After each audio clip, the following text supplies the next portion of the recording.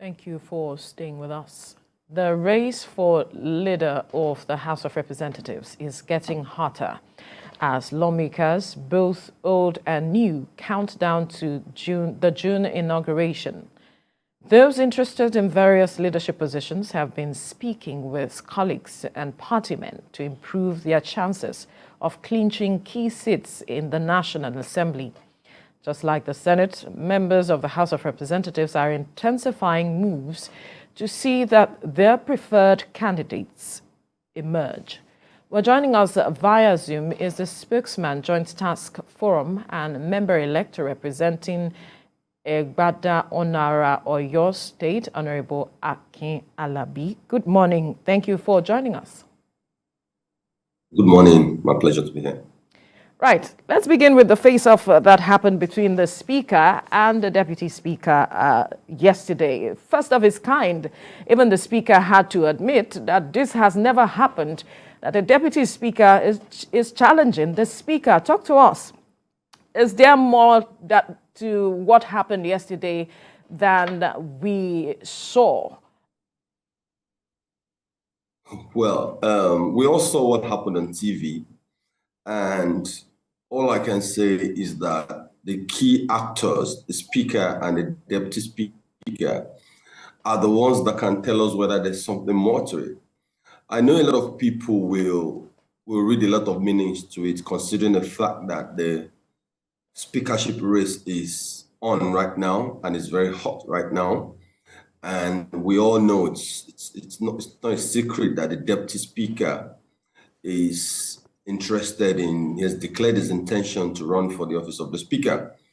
And we also know the body language and position of the current Speaker, the outgoing Speaker.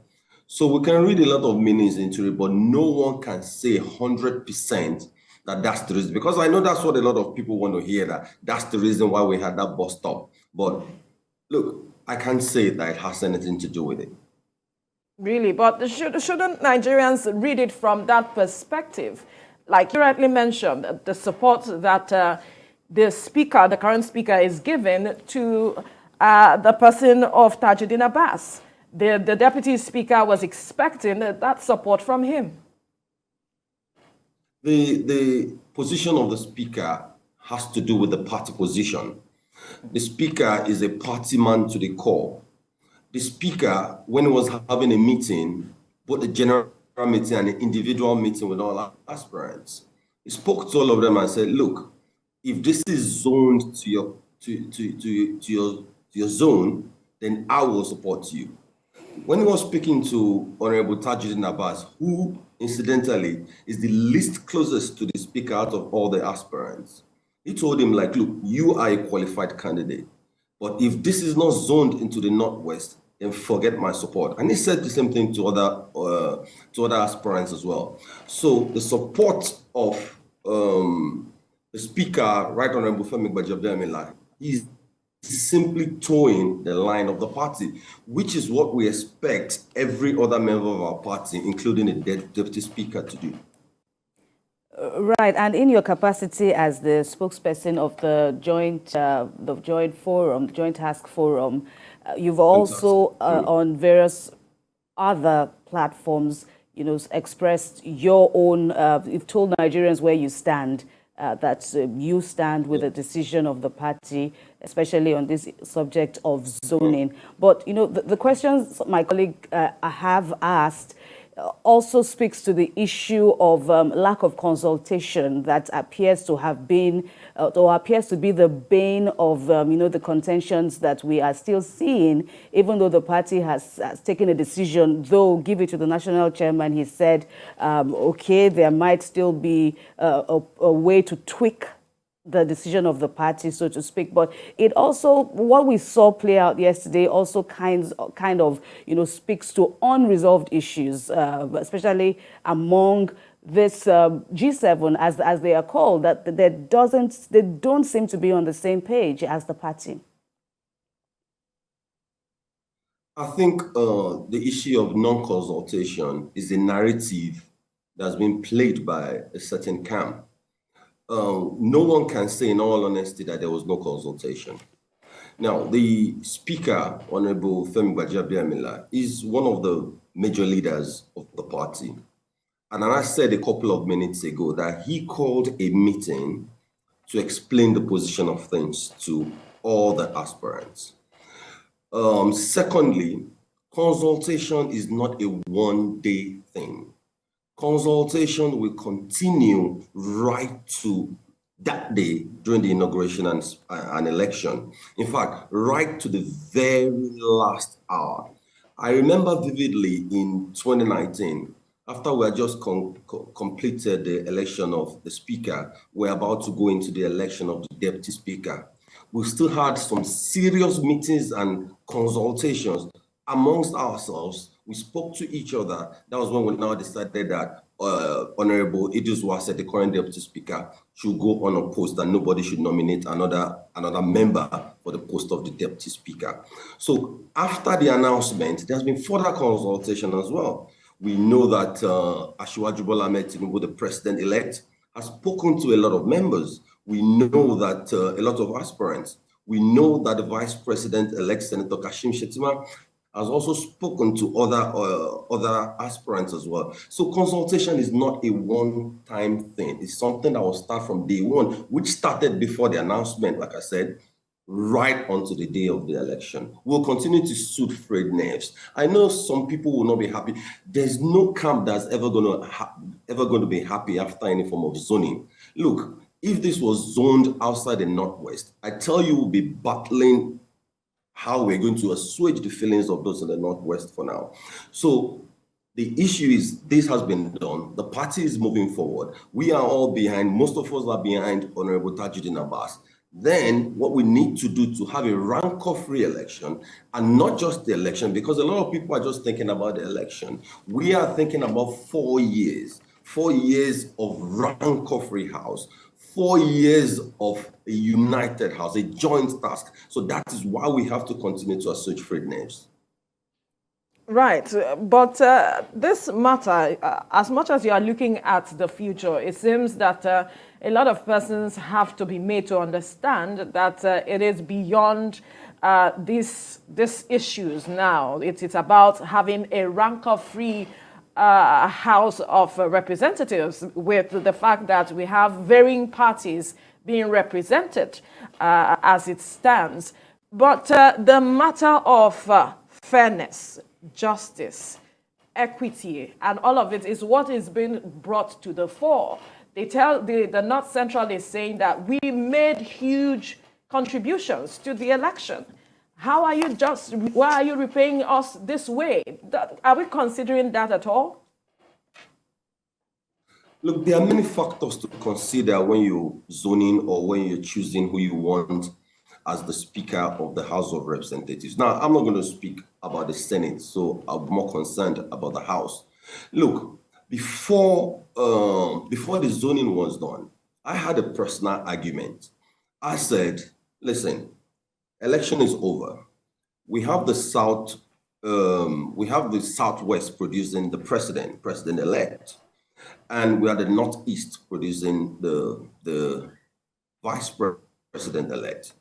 Then the Northwest, which is the largest of all the geopolitical zones, that gave us the highest votes, will say, okay, come on, you guys have the president in Southwest, the Northeast, then give us number 3 position. That's what we deserve. Then we looked at the balancing. Asiwaju was very ready to get the Senate presidency, to go to the South Christian. And now that has been zoned to Senator Godswill Akpabio. The logical thing, if you're a student of history, is Northwest is going to get the number 4 position. Now, that has happened, right? And some zones feel slighted. It happens when these things are done at the highest level. So I repeat, I can go on and tell you why we did this, why this has to be done, why this is the right decision, but that's not what we are after here. What we are after is to assuage people's feelings. Listen, even before the zoning, we had come together to form this joint task. Joint task wasn't formed after the zoning. We, over almost half of the House, came together, members-elect, came together and said, you know what, let's have a rancor-free election. let's ensure that we're not going to have a disconcerted house in the next 4 years. So let's come together and take a position. Our position is that whatever the party, the majority party, the APC decides, that we are going to follow. Because we know that we had about 11 quality people across 6 geographical zones, apart from Southwest, I think, that signified their interest to be speaker. Each person had their own points, had their own merits, and they are all quality people, all ranking members that can lead the house. But we know that not everybody can become the speaker. So we said, let's come together in the interest of the house and the interest of the country, so that we'll have a rank of re-election. So we said, we formed the joint task, and it's all the members of the joint task cuts across all the parties that are going to be represented in the 10th Assembly.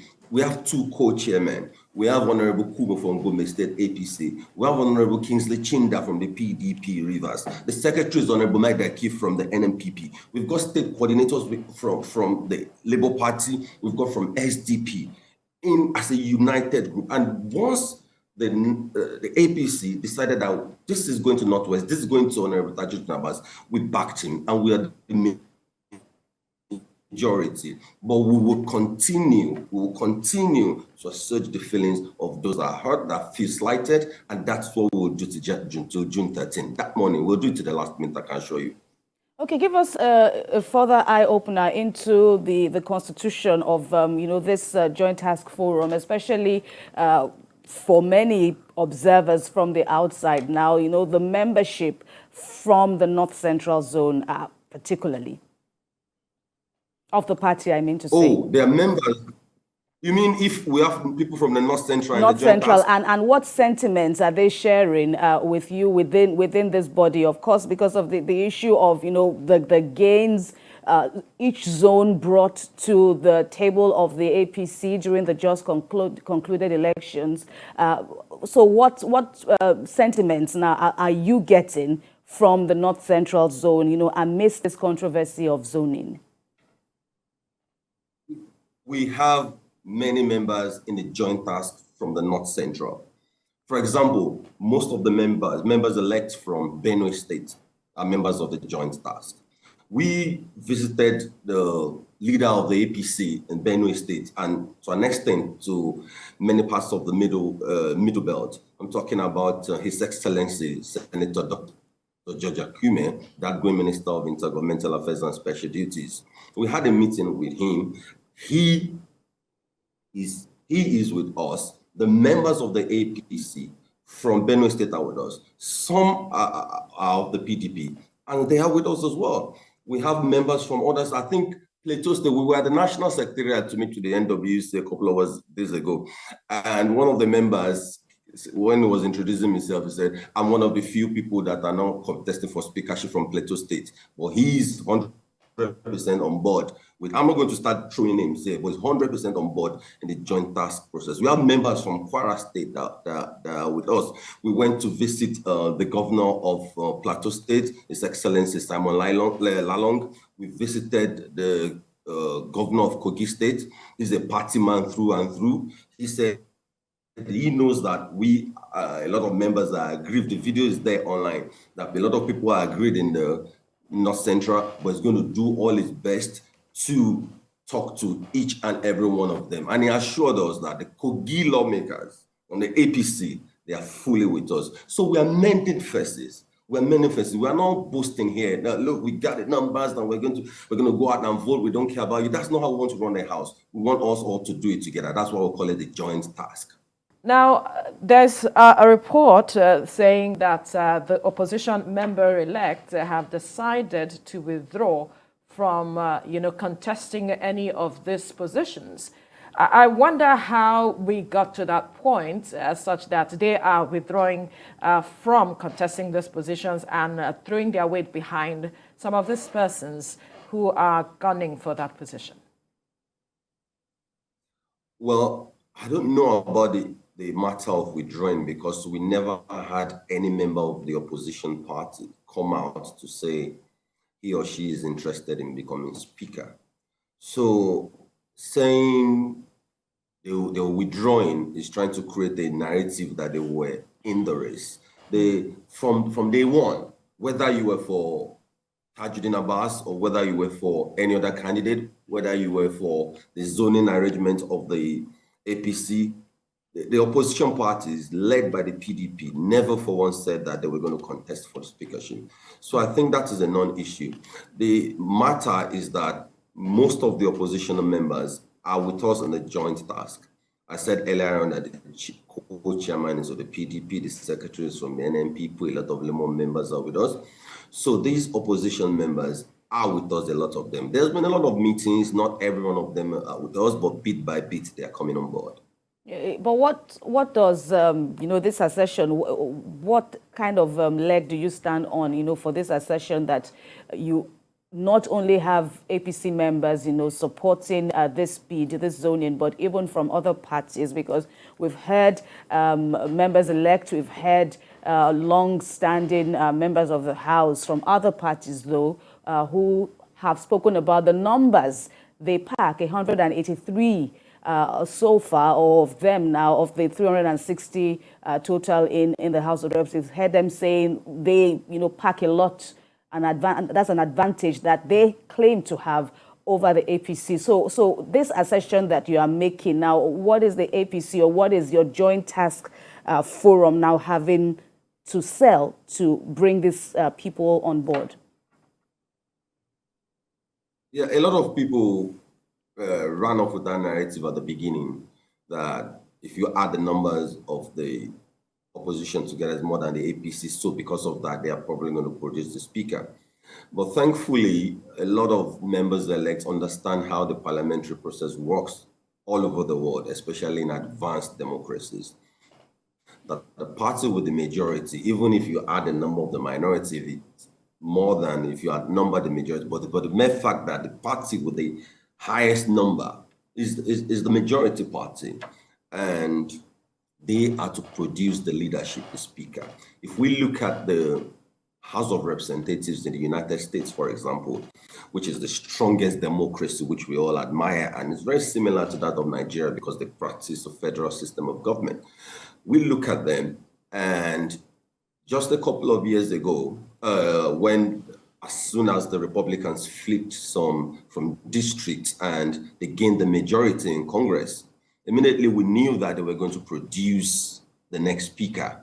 And Donald Trump, who was the most visible leader in the Republican Party, heavily backed Rep. McCarthy, and they went into the election, and now Rep. McCarthy is the Speaker of the United States House of Representatives. So those in the opposition, they were ready to work with the party with the majority number of members, which is the APC. And that was why from the beginning, it was not hard for the likes of Kingsley Chinda to co-chair this joint task. It was not hard for Honorable Medeki of the NNPP to become the secretary. It was not hard for those of us in the APC to also be a part of it. So when we say joint task, we really mean it's a carryover from what we did in Ninth Assembly, with a lot of members coming together, leaving party politics aside to forge a common front for the benefit, so that the House can run well, which automatically will translate to good governance in Nigeria. So the issue of opposition members coming together to produce speaker or to pick someone among the APC so that they can upset the cat was one of the earliest narratives people ran away with at the beginning. But I'm happy that has died down with the momentum, the task force and the campaign for Tajuddin Abbas has gone on. So that has fizzled out. What we are all talking about now is how Honorable Tajuddin Abbas, a very competent lawmaker, I think that's what we should be talking about again after the issue of zoning. We should be talking about the capacity of this person we're talking about. And I want to believe that your next question is going to be about Absolutely, and that is where my next question is actually headed. The person of Honorable Tajuddin Abbas, what his speakership would mean and his capacity to manage and handle the 10th Assembly. I'm always excited to talk about Honorable Abbas because even before we formed the joint task, he was my personal favorite. Now, and let me take you back a bit before I come back to the man. We all had our individual preferences as members-elect, that who's going to be the speaker, right? including the speaker himself, the current speaker. He has his own preference as well. And if you consider he's also a member-elect, a lot of people tend to forget that Honorable Gbajabiamila is a member-elect. And if it doesn't move as being speculated, he's going to get sworn in with the rest of us on June 13th. So he has the right to support a candidate for speakership for the 10th Assembly. So back to what I was saying. So I had Tajuddin Abbas as my favorite, but when we formed the joint task, we say, hey, we all have to put our personal preferences aside, right? We didn't even allow any speakership aspirants to join the joint task, because once you join the group, it's going to look like we are working for you. So we didn't want anybody that signified the intention to become speaker in the joint task. We wanted to be as neutral as possible. But I was praying in my heart of hearts that when the zoning is done, it's zoned to the northwest, and so that I can fully come out and back Honorable Tajuddin Abbas. And my prayers were answered, because I believe in this man. His experience, number one, obviously, he's a ranking member. He's on his third term, going into his fourth term. He's got a cool man, cool demeanor. He's friends across board. You don't see him shouting. You don't see him making a whole lot of noise. Yet he gets things quietly done. And one of the things he gets quietly done is what we've all heard, that in the history of the National Assembly, is the man with the highest number of bills. 74 bills or so sponsored, and 21 of them assented by the president. They've become laws today. In the history of National Assembly, in a 4-year term, is the one that has done that. If you know what it takes to start a sponsor a bill, from the first reading to second reading to committee state, public hearing, consideration of reports, to now move it to the Senate. If it starts from the Senate, to now move it to the House for concurrence, to now send to the president for assent to become a law, it can take you 3 years. It can take you 2 years. A lot of lobbying, a lot of moving across party lines and talking to other members to back your bill. To have one bill done in 4 years is work. But this man's got 21 done. It looks like he's got a factory at the way he manufactures these bills. So that is quality. If you don't know him because he doesn't make a lot of noise on the floor, he's not doing high fives and patting backs on the floor like some members do, you might not know him. But when it comes to the legislative work, if you look at the order paper, if you don't know Honorable Abbas, that means you've not been coming to plenary.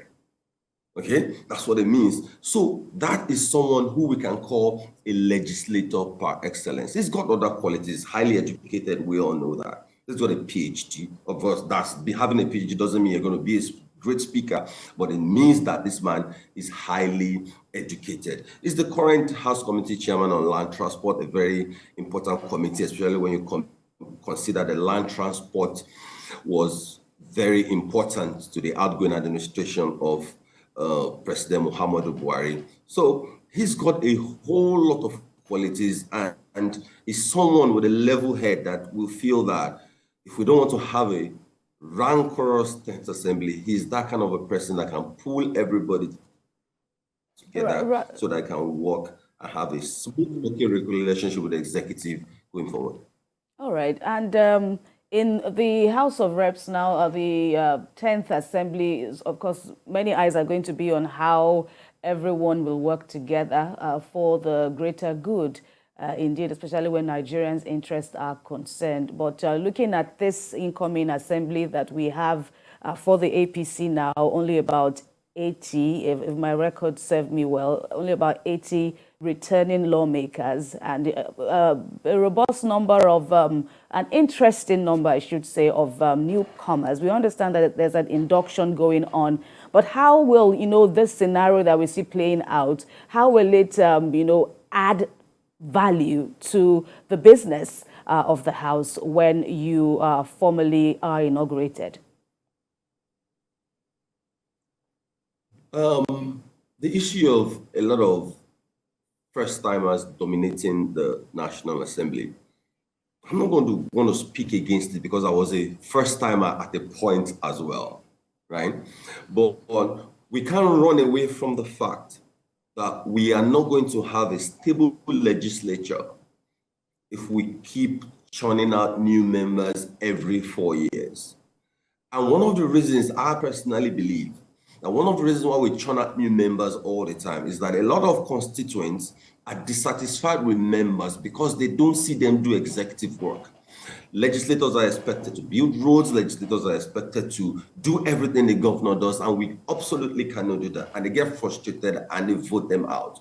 And this turnaround does not help the legislature because legislature is a special arm of government. It's like a school, needs continuity. It's got to develop over time. I talked about the United States Congress earlier on. One of the reasons why the United States Congress is a very strong Congress is because of the continuity they've got. If you look at the 117th Congress, I'm talking about 2021 to 23, is it 2021 to 2023? Only 10 members did not return, just 10 did not return. Imagine the kind of experience that is going on over there. And that's why they have a very, very, very strong Congress. So it's something that we have to live with in this country. So the induction has been done. It was concluded last week, as you rightly said. And we are going to ease the new members in. Those of us that are now ranking members, of course, we ease them in, and hopefully in 2027 we will have. Want of time, one quick question that is boggling my mind that I would like for you to quickly respond to in about 20 seconds is, how do you see the party assuaging the tension that the North Central is generating? How do you see them compensating the North Central? Quickly.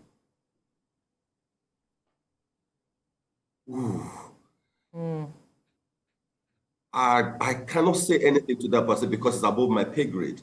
The president-elect, we have a say. There's still a lot of positions. There's still the position of the SGF. A national party chairman is currently from the North Central. There's still the SGF. There's still many posts coming up. And I'm 100% sure that the North Central is going to be well taken care of. They deserve it. All right. We'll leave the conversation here now. We must thank you, Honorable Akin Alabri, spokesman, Joint Task Forum, and member-elect representing Egbada Onara, Oyo State. Thank you for your time. Thank you. Right.